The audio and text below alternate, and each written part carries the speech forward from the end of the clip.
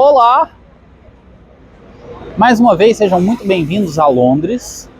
Aqui atrás de mim, um dos monumentos mais importantes da cidade, né? O parlamento inglês e seu famoso relógio Big Ben. Hoje o nosso objetivo é falar um pouco mais sobre a história, sobre o papel que a Inglaterra cumpriu ao longo dos séculos, um país que sempre esteve envolvido em muitos cenários, inclusive polêmicos. Aqui do meu lado, um dos ícones da Londres moderna, né, o London Eye. Você está falando que ele está parado? Ou ele roda muito devagar ou ele está parado. E, gente, aqui a competição por espaço é constante. Mas eu não quero falar sobre um monumento moderno como o London Eye nesse vídeo. Ele foi construído nos anos 2000, né, no ano 2000, para simbolizar a virada do milênio. E hoje nós vamos voltar lá para os tempos dos romanos, primeiramente, onde a primeira ocupação de Londres vai acontecer. Os bretões que viviam aqui nesse período não deram muita bola para essa região aqui não, né? Muito por causa do rio Tâmisa, que está aqui do nosso lado. Essa região era muito pantanosa, né? Sempre foi muito chuvoso aqui, muito úmido. E para os bretões não parecia bom negócio. Os romanos, quando invadem a ilha, acham esse ponto um tanto quanto estratégico e acabam montando uma ocupação que vai ser a capital regional do Império aqui, que eles vão chamar de Londunium. Londunium, pelo que eu pesquisei, significaria centro distante, assim, né? Remete a um centro importante, mas a alguma distância. Então era uma das capitais importantes do Império Romano, fora de Roma. A ocupação romana por aqui, evidentemente, gerou consequências. Havia muito entrevero com o Império e as tribos dos bretões que moravam aqui anteriormente. Em determinado período, o Império Romano começou a taxar essas tribos, inclusive prejudicando uma das rainhas dos bretões desse tempo, que foi a rainha Boudica. O marido dela, rei dos bretões da época, faleceu e ela tinha uma herança a ver em relação a isso, mas essa herança foi totalmente taxada e quando ela foi questionar com os romanos o que tinha acontecido, parece que ela foi violentada e estuprada pelos romanos. Ou seja, era uma dominação lamentavelmente violenta por parte do Império Romano aqui. Isso fez com que ela levantasse uma rebelião contra o Império Romano. Eita, tá passando um monte de sirene. Essa é a paixão europeia por sirenes. Eu nunca vi um continente amar tanto esse tipo de estímulo sonoro. A rainha Boudica então vai se rebelar, vai montar um grupo de rebelião contra o Império Romano e eles vão atacar a cidade de Londres, que era o epicentro do Império Romano aqui na região, e destruir completamente a cidade. Diz que não sobrou pedra sobre pedra, não houve sobreviventes, eles não deixaram simplesmente ninguém vivo aqui na cidade. O que é uma resposta um tanto quanto chocante para o Império Romano, que também vai responder com máxima violência, vai matar a rainha Boudica e vai impor uma dominação ainda mais severa aqui. Mas é exatamente desse fato que a cidade de Londres começa a prosperar. Roma decide... Passou uma sirene para um lado, passou uma sirene para o outro. Roma decide investir mais pesado na cidade de Londres e criar um entreposto comercial importante aqui na região, usando exatamente o rio Tâmisa como escoamento do que era produzido na cidade. Nasce aí uma veia comercial que Londres vai demonstrar por toda a sua história, né? Aqui o rio Tâmisa está atrás da gente. Oh. tampei o moço ali. E olha só, o cara tá erguendo o bebê ali para tirar foto. O rio Tâmisa então vai ser usado como forma de escoamento do que era produzido aqui, e Londres vai acabar se tornando realmente uma das cidades mais importantes do período do Império Romano até a queda do Império. No século III para o século IV, a cidade de Londres é literalmente abandonada. Era uma cidade muito bem estruturada, estradas, ruas, tudo que o Império Romano sabia fazer em relação àquilo, mas vai ser totalmente abandonada pelos romanos em razão da vulnerabilidade da cidade e do enfraquecimento do Império Romano. O que isso vai significar? Vai significar que durante 4 séculos a gente vai ter em Londres uma cidade abandonada. Vai ser só por volta do século VIII que Londres vai voltar a ser ocupada, acho que não tão massivamente ocupada quanto ela está sendo hoje. Mas a tribo dos Anglos vai voltar a ocupar a região, também aproveitando um pouco da estrutura que Roma deixou aqui. E daí, inclusive, vem o nome Inglaterra, né? De Anglos, e land, de terra. Inglaterra significa a terra dos Anglos. Inclusive, nesse período vai se formar uma rivalidade muito grande aqui na Ilha Britânica entre Londres e a cidade de York, uma cidade medieval também muito bem preservada, muito turística, que eu não vou conseguir visitar dessa vez, mas a cidade de York é uma cidade fundamentalmente viking. E havia uma disputa entre os anglos e os vikings pelo controle do território. Até que o rei Athelstan, lá no século X, vai expulsar os vikings definitivamente da ilha, e isso vai valer o domínio definitivo dos anglos aqui. Esse Athelstan vai ser considerado, portanto, o primeiro rei inglês. Mais ou menos um século mais tarde, a linhagem da família real britânica vai entrar em um hiato, e um monte de gente, um monte de dinastias vai buscar domínio sobre esse território. Quem vai vencer essa nada amigável queda de braço vai ser o Duque da Normândia, vai ser conhecido como Guilherme o Conquistador. Vai ter gente reclamando desde a Noruega, né, da própria Normândia que fica na França, etc. Muita gente vai tentar esse trono. Isso é uma coisa que a gente conhece na história, é que a galera não abre mão do poder. O Maquiavel até fala que se tem uma coisa que qualquer governante deseja acima de tudo é permanecer no poder, e que a pessoa mais próxima dele sempre quer o poder no lugar dele, né? O poder é um prato que cheira bem demais e você sempre quer dar uma colherada ali.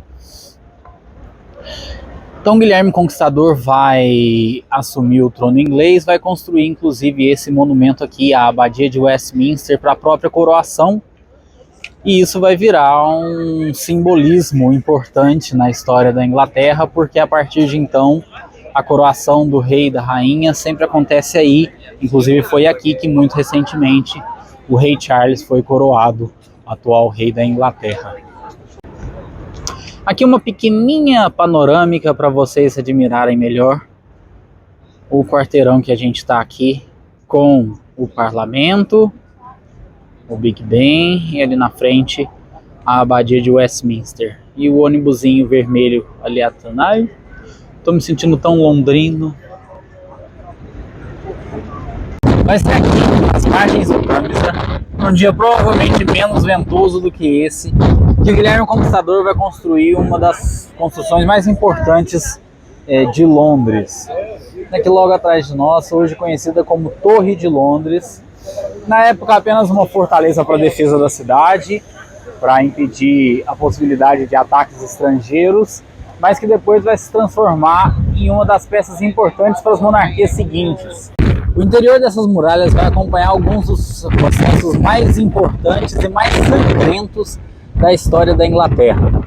Alguns episódios marcantes aconteceram aqui, como por exemplo o assassinato dos filhos do rei Eduardo IV pelo próprio tio, né, o tio Scar, não, o tio Ricardo de Lancaster, que vai matar os dois, vai prender os dois em uma das torres de presídio aqui no interior e vai acabar assassinando eles após a morte do irmão, com o objetivo de assumir o trono. Afinal, eram duas crianças, mas eram os herdeiros legítimos do trono inglês. Mas alguns episódios mais importantes remetem à família de Henrique VIII. Se você eventualmente acha que a sua família é problemática, que a briga pela herança da sua avó foi conturbada, você não sabe como foi complicada a história da família Henrique VIII. Após a Guerra das Rosas, que contrapôs as dinastias de Londres e de York, as mais importantes no período na Inglaterra, o trono inglês acabou caindo nas mãos de Henrique VIII, conhecido por excessos, pelo gosto por prazeres mundanos, e que era casado com Catarina de Aragão, parente de Carlos I, rei da Espanha e um dos reis mais prestigiados da Europa no período pela instituição mais importante na época, que era a Igreja Católica. Porém, Henrique VIII tinha o objetivo de manter a sua dinastia com um filho, afinal, ele tinha sido eleito após uma disputa de dinastias e não tinha uma sequência lógica para o trono, a não ser que ele tivesse um herdeiro homem. Então o Henrique VIII vai cobrar de sua esposa um herdeiro que não vai nascer. Na verdade, eles tiveram alguns filhos, mas a maior parte deles morreu já na primeira infância e sobreviveram algumas mulheres, né? Especialmente a Maria, que a gente vai falar daqui a pouco. Sem um herdeiro homem, Henrique VIII pediu ao Papa autorização para se divorciar de Catarina de Aragão, que não foi concedido pelo Papa do período.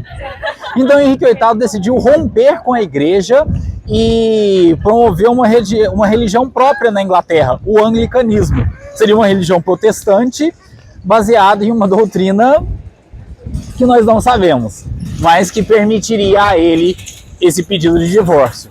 Henrique VIII rompe com a igreja, institui o anglicanismo e acaba se casando com uma de suas amantes, Ana Bolena, que vai ser a rainha da Inglaterra durante um período ao lado dele. Mas ela também não vai dar um herdeiro para ele, então ela vai ser trazida aqui para a Torre de Londres e vai ser executada por decapitação acusada de bruxaria. Pode-se ver que o Henrique VIII não era uma pessoa assim muito madura no sentido de lidar com certas frustrações. Se alguém incomodasse ele simplesmente rompia ou mandava decapitar, mas fazia as coisas do jeito que ele quisesse. Após a morte de Henrique VIII, o trono vai acabar ficando nas mãos do seu filho Eduardo VI, que vai governar a Inglaterra por um curto período. Sempre teve uma saúde muito abalada, né? Aparentemente todos os filhos homens de Henrique VIII tiveram essa saúde conturbada, e a sua precoce morte vai jogar a mão no trono na mão de Maria I, que vai assumir em 1553. Maria vai ficar conhecida como Blood Mary, vai promover uma verdadeira perseguição aos anglicanos que seu pai tinha instituído na Inglaterra. Muito mais ligada à mãe e aos sentimentos católicos que dominavam a Espanha no período, ela vai reinstituir o catolicismo e promover um reinado de terror, tanto que ela vai ficar conhecida como Blood Mary, Maria Sangrenta, por parte da maior parte dos historiadores. Vai ser apenas com a morte de Maria I que a Inglaterra vai começar a ganhar o tom do país moderno que a gente conhece atualmente. Vai assumir Elizabeth I, filha de Henrique VIII, em um dos seus 6 casamentos. Ele realmente não ligava para a restrição ao divórcio que existia na Igreja Católica. Ela vai reinar por 45 anos e vai criar um período de estabilidade muito grande, restituindo o anglicanismo, ligado principalmente nos temas da doutrina calvinista. O calvinismo defendia a ideia de trabalho como uma atividade divina, como um dever moral, como uma sujeição em relação a Deus, como uma sujeição em relação ao divino. Então, a partir do reinado de Elizabeth I, a ideia de trabalho e aquela veia mercantil que tinha dominado Londres desde o período mais antigo vai acabar se confirmando e se consolidando agora de maneira definitiva. Entre os séculos 17 e 19, a atividade industrial vai crescer de tal maneira em Londres que os impactos vão poder ser sentidos, por exemplo, aqui no Rio Tamisa. Diz-se que nesse período ele vai se tornar um verdadeiro lixão. Em uma seca, vai se expor tanto lixo, e em determinados períodos diz que a cidade era marcada por um fedor tão violento que é em Londres que a base da ciência sanitária, que hoje cuida da maioria das cidades, vai acabar se estabelecendo. A união da industrialização e do anglicanismo, a junção de um sentimento de modernidade e de respeito às tradições, vão fazer a Inglaterra moderna uma potência global inquestionável. Mas a gente também não vai deixar de abordar o fato de que o imperialismo vai ser um importante ingrediente para que a Inglaterra acabasse se tornando um dos países mais importantes de todo esse período, né? Vai ser da parte da Inglaterra que boa parte da colonização, tanto na América, quanto na Ásia, quanto na África, vão acabar se estabelecendo e abrindo aí espaços para dois dos conflitos mais importantes que vão marcar a história recente do planeta. Com a ascensão do anglicanismo, Londres vai se tornar um dos polos comerciais mais importantes do fim da Idade Média, num período em que o mercantilismo começa a substituir as antigas formas de organização econômica feudal, e os burgueses começam a crescer como classe que desafia a hegemonia da nobreza. No século XVII, sob liderança de Oliver Cromwell, os parlamentaristas vão começar a questionar o poder da monarquia. Inicia ali a Guerra Civil Inglesa, que vai se arrastar durante alguns anos, mas vai terminar com a decapitação do rei Carlos I. Oliver Cromwell assume o poder e acaba iniciando também um período de perseguições e muita violência política, que vai acabar fazendo com que as pessoas comecem a questionar essa ideia de democracia. Se a gente tem ainda um líder que tem autoridade suficiente para perseguir e matar, por que não um monarca? E o filho de Carlos I decapitado vai voltar ao poder, Carlos II, restituindo a monarquia. Mas a partir de então, a gente começa a ter esse desenho de uma Inglaterra moderna que é extremamente comercializada, alterna entre a arquitetura antiga da Torre de Londres ali atrás e de prédios mais modernos, muito inclinada ao capitalismo, berço da Revolução Industrial, e que tem no seu poder, entre um lado, o parlamentarismo, hoje comandado pelo primeiro-ministro, e uma monarquia presente, ainda cumprindo com um pequeno papel político, mas mantida de acordo com as suas tradições locais. Agora cá entre nós, tá um frio do cacete aqui, eu peguei o microfoninho na mão porque tá ventando pra caralho. Você podia muito bem curtir esse vídeo e compartilhar com as pessoas, né? Fiz um trabalho de pesquisa aqui bem detalhado, tô contando um pouquinho da história da Inglaterra pra você. Você pode usar em prova, você pode só de curiosidade, vai cagar, barco. Então, dá essa força aí pra nós.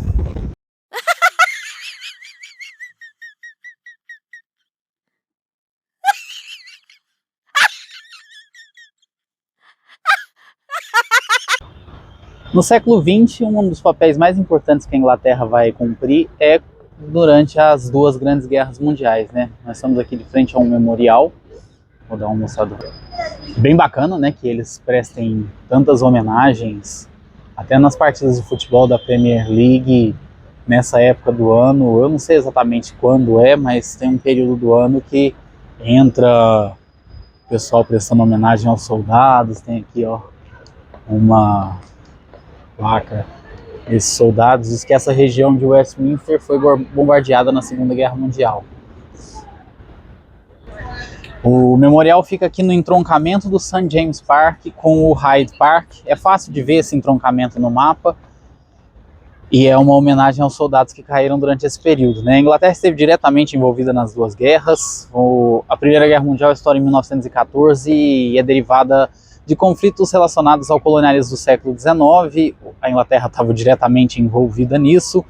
E alguns impérios ameaçavam avançar domínio sobre territórios que eram desejados pelas grandes potências ocidentais, né? A história é mais complexa que isso, inclusive eu vou discutir isso melhor no vídeo que a gente vai falando da Bulgária porque ali a gente vai ver a influência do Império Otomano dentro da Europa. E a Segunda Guerra Mundial acontece basicamente em razão de conflitos derivados da Primeira Guerra Mundial. Ela não ficou bem resolvida, a gente sabe como a Alemanha foi subjugada no Tratado de Versalhes, e o avanço do nazismo acaba sendo justificado também um pouco pela crise que a Alemanha vai passar no período. Na Segunda Guerra Mundial, a Inglaterra vai cumprir com um dos papéis mais importantes, né, porque o nazismo já tinha avançado ali por toda a França, e o próximo passo era atravessar o Canal da Mancha para chegar... Gente, tem um solão na minha cara aqui. O próximo passo era avançar o Canal da Mancha para chegar até a Inglaterra e dominar. Inclusive foi nessa ocasião que houve o bombardeio aqui em Westminster, mas uma política de guerra muito eficiente, né, do Churchill acabou contendo, e tem alguns dos episódios mais importantes da Segunda Guerra aí, né, muitos deles representados em filme. Você tem Dunkirk, por exemplo, que mostra a retirada das tropas inglesas. Isso foi uma ordem do Churchill. Tem um filme sobre ele também, acho que é A Hora Mais Escura, que o Gary Oldman até ganhou o Oscar interpretando ele, que ele inclusive dá essa ordem de retirada das tropas porque eles seriam de fato esmagados pelo exército alemão. Ali eles se reorganizam, ali no caso na Inglaterra, eles se reorganizam com o exército americano e acabam conseguindo invadir a Normândia, que é o chamado Dia D, que foi fundamental para a retomada da França pelos aliados, e que vai cumprir com um papel decisivo na derrocada de Hitler, né? Bem que a derrocada de fato vai acontecer com a ofensiva soviética, mas essa fechada que o nazismo vai receber dos dois lados vai acabar sendo muito importante. De volta aqui ao Westminster, só para mostrar para vocês também, ó, tem um monumento ali às mulheres da Segunda Guerra Mundial, e tem flores também, assim como aqueles os soldados também tinham. Isso eu acho bem bacana. Os ingleses levam muito a sério a homenagem aos soldados que perderam a vida, as pessoas que foram prejudicadas pela guerra, né? É um país que fomenta guerra pra caramba, vai estar sempre envolvido nesse tipo de conflito, mas ao menos consegue prestar o reconhecimento a quem de fato é prejudicado por ele, né? Falando sobre a monarquia britânica, só para fechar o vídeo, já faz muito tempo que a monarquia não tem mais nenhum poder do ponto de vista político, né? Não rola nenhum poder do ponto de vista político. Alguém vai vir me corrigir, porque tem que ter autorização da rainha para isso, mas na prática quem governa é o primeiro-ministro, né? E a residência oficial do primeiro-ministro está logo aqui atrás da gente. É a residência da famosa Downing Street, fica fechada, a gente não consegue entrar lá, mas está logo aqui atrás. Fortemente guardada. Vou passar aqui para dar para vocês verem alguma coisa. A Inglaterra que viveu uma crise pesada em relação a primeiros ministros desde a pandemia para cá. Tem um monte de gente aqui também tirando foto. Parece até que tem algum evento para acontecer aqui hoje. Bem que tudo aqui é lotado, tudo aqui é cheio. Beleza, meu povo? Com isso, então, a gente encerra a nossa história da Inglaterra e seguiremos agora para